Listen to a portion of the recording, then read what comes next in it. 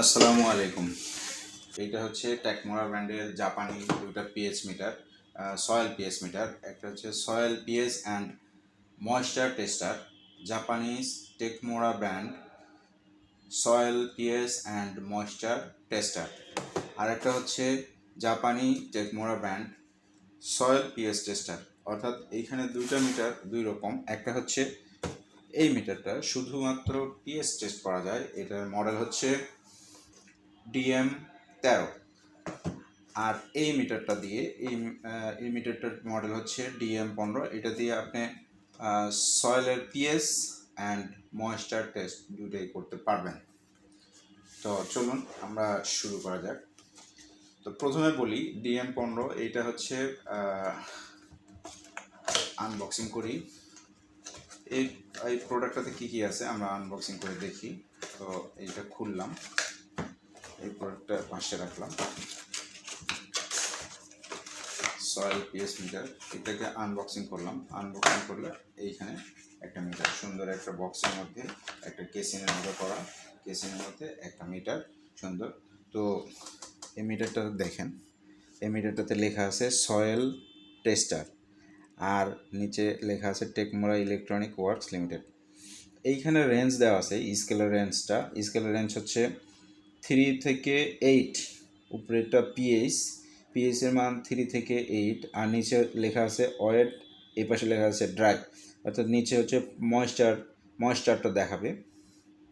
তো এখন আমরা ময়েশ্চারটা দেখতে হলে পিএইচ এবং ময়েশ্চারটা রিডিংটা কীভাবে নিতে হবে, সোজাসুজি মাটিতে গেড়ে দিলে যে রিডিংটা আসবে সেটা হচ্ছে উপরের রিডিং পিএইচের মান পাওয়া যাবে।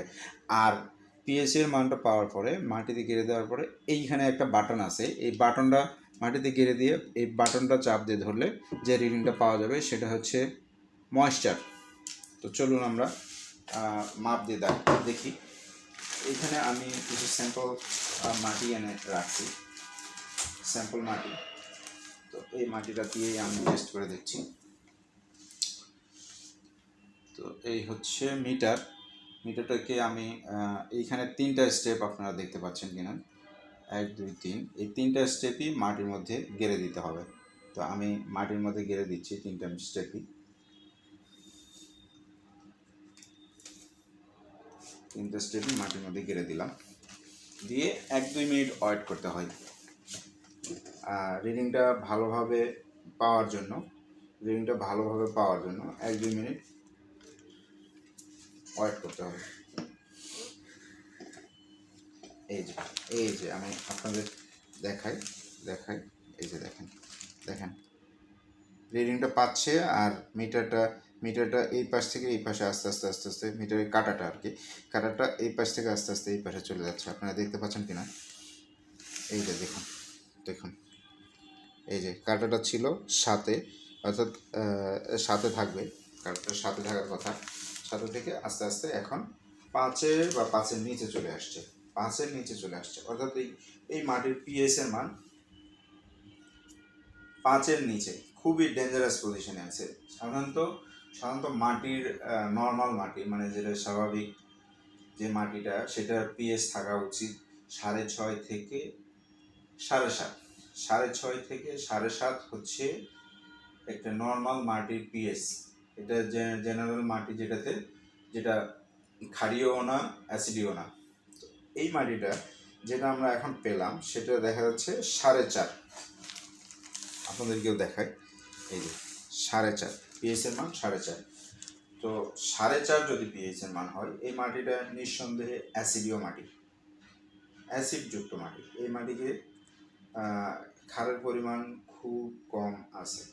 এই মাটিকে অ্যাসিডীয় মাটি থেকে ক্ষারীয় মাটিতে করতে হলে আমরা কৃষি গবেষণার একটা প্রতিবেদন থেকে জানছিলাম যে যদি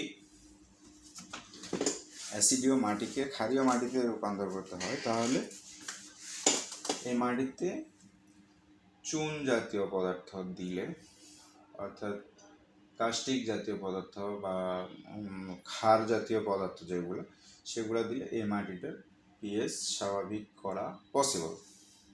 এখন আমরা ময়েশ্চারটা দেখি। এই যে ময়েশ্চার দেখার জন্য এইখানে যে বাটনটা, এইখানে ঠিক এই যে বাটনটা, এই বাটনটা চাপ দিয়ে ধরবো, এই যে এই বাটনটা চাপ দিয়ে ধরলে দেখতে পাচ্ছেন কিনা, এই বাটনটা চাপ দিয়ে ধরলে দেখেন ওয়েটের দিকে চলে গেছে। তার মানে এই পানি এই মাটিটা এত ভেজা আছে যেটা পুরো ভেজা ওয়েট দেখাচ্ছে। ভেজার কারণে এই মাটিতে আর পানি দেওয়ার কোনো দরকার নেই। সো আমরা রেজাল্ট একটা দেখলাম, তো চলুন পরেরটা দেখি। এটার একটা রেজাল্ট পেয়ে গেলাম, এটাতে দেখলাম এই মাটির পিএইচ দেখাচ্ছে 4.5। নর্মাল যেটা আগে দেখায়নি আমি সেটা দেখাই। নর্মালি কাটারটা থাকবে 7-এ, যখন মাটিতে দিয়েছিলাম তখন এটা 4.5 শো করেছিল। সেকেন্ড যে মিটারটা দেখাতে চেয়েছিলাম, তার আগে বলে নিই এই মিটারটা আমাদের ওয়েবসাইটে পেয়ে যাবেন। এটার দাম হচ্ছে 5.5 থেকে 6,500 টাকা, 5,500 থেকে 6,500 টাকার মতো দাম। এটা আমাদের ওয়েবসাইটে 5,500 টাকা এখন দেওয়া আছে, এই ভিডিও যখন করছি সেই মুহূর্তে 5,500 টাকা দেওয়া আছে।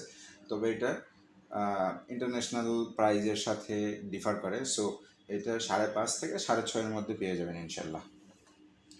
পরের মিটারটাতে আসি। পরের মিটারটা হচ্ছে on the spot tester soil PS tester.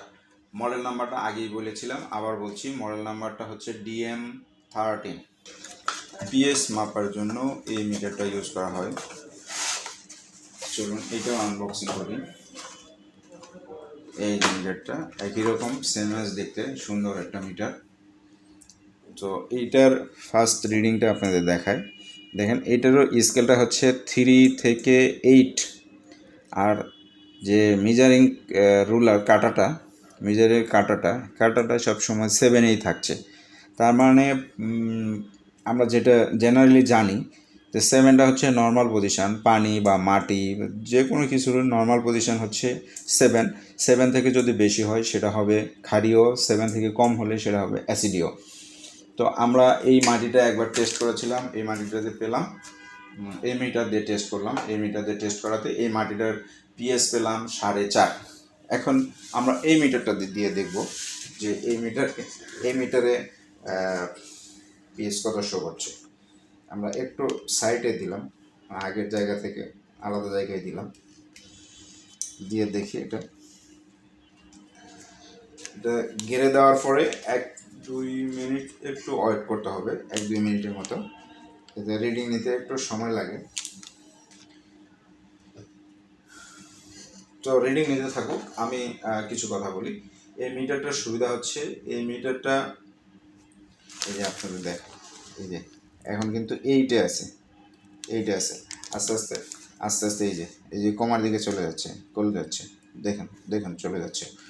আচ্ছা, কমতে থাকুক, রিডিং নিতে থাকুক। আমি যেটা বলি, এই মিটারটা হচ্ছে একটা অ্যানালগ মিটার, জাপানিজ প্রযুক্তিতে তৈরি, জাপানি মিটার। এইটাতে কোনো এক্সট্রা খরচ নেই।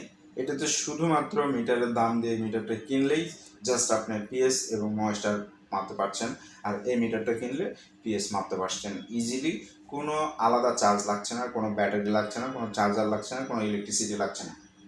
কস্টলেস, এক কথায় কস্টলেস মিটার হচ্ছে এই দুটো মিটার। আপনি নিঃসন্দেহে নিতে পারেন। আর লংজিভিটির কথা বা গ্যারান্টির কথা যদি বলেন, লংজিভিটি খুবই ভালো।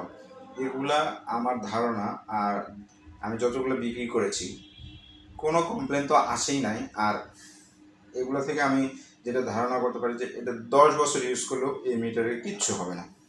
আমার ধারণা 10 বছর ইউজ করলেও এই মিটারের কিচ্ছু হবে না।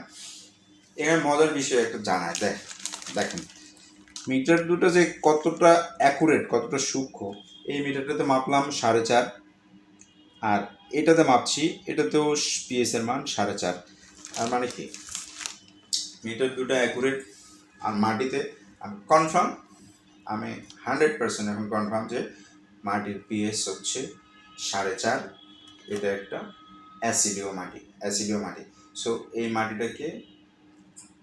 মাটিটার অ্যাসিডিওটা কমাইতে হবে, খারত্বটা একটু বাড়াইতে হবে, ব্যালেন্স করে এটাকে 7-এর কাছাকাছি আনতে হবে, তাহলে এই মাটিটাতে ফসল ভালো ফলানো সম্ভব হবে। তো আজকে এই পর্যন্তই। আসসালামু আলাইকুম, ভালো থাকবেন, সুস্থ থাকবেন, ল্যাবটেক্সের সাথেই থাকবেন।